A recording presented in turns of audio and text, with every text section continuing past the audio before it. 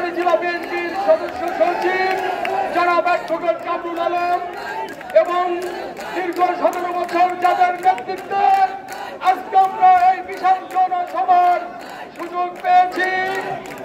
আমাদের প্রিয় নেতা বারবার রাজবাড়ী জেলা বিএনপির সাধারণ সম্পাদক হারুনুর রশিদ হারুন ভাই এবং আমাদের গভর্নর রাজবাড়ীর গণমানুষের নেতা জননেতা অ্যাডভোকেট আসলাম আলী মিয়া উপস্থিত মঞ্চে রাজবাড়ী জেলা বিএনপির প্রত্যন্ত অঞ্চল থেকে আগত বিএনপির নেতৃবৃন্দ এবং অঙ্গ সংগঠনের সহযোগিতার নেতৃবৃন্দ, আসসালামু আলাইকুম।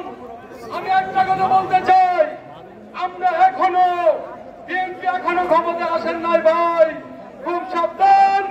কোটা ছাত্র আন্দোলনের রক্তের উপর ভর করে এই খুনি হাসিনাকে এই দেশ থেকে পালিয়েছে। সংগ্রামী সাথীরা, আমি সাংগঠনিক একটা কথাই বলবো, রাজবাড়ী জেলা বিএনপির নেতৃত্বে এই রাজবাড়ীতে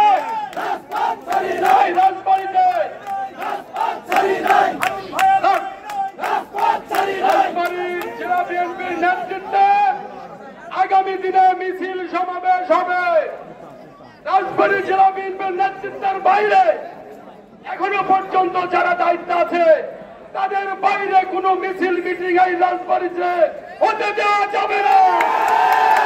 সংগ্রামী সাথীরা, আপনারা জানেন 5 তারিখে হাসিনা সরকার পালিয়েছে, আমাদের গণতন্ত্রে নৈরাজ্যের সৃষ্টি হয়েছে।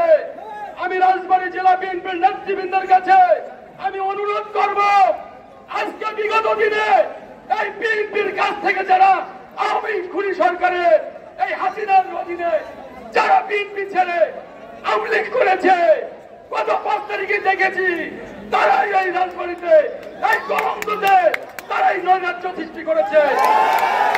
আমাদের গণতন্ত্র চিত্র আপনারা জানেন।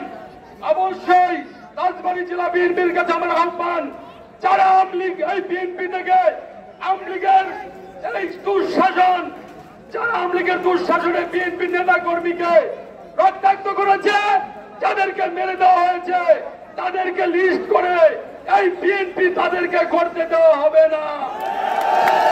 সংগ্রামী সাথীরা, আসলে বক্তব্য যাওয়ার অনেক কথাই ছিল, আজকে আমরা মুক্ত, আমরা অনেক সভা সমাবেশ করতে পারবো ইনশাল্লাহ।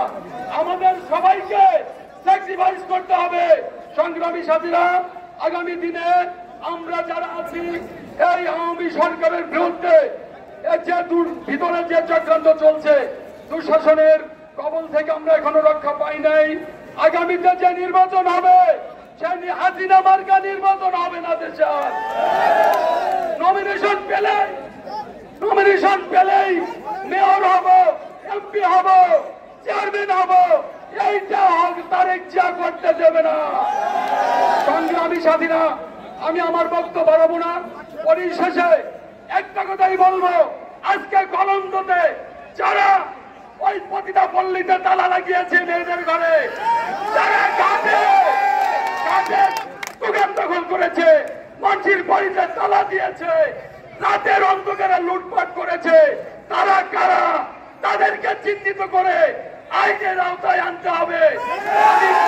আমি প্রশাসন ভাইদেরকে বলতে চাই, আমরা আপনাদের সাথে আছি। তারেক জিয়ার নেতৃত্বে আগামীতে সরকার গঠন হবে, সরকার হবে সাধারণ আপামর হিন্দু, বৌদ্ধ, খ্রিস্টান সারা বাংলাদেশের জনগণের নেতা হবে তারেক জিয়া। সবাইকে উদ্যত আহ্বান জানিয়ে আমি আমার বক্তব্য শেষ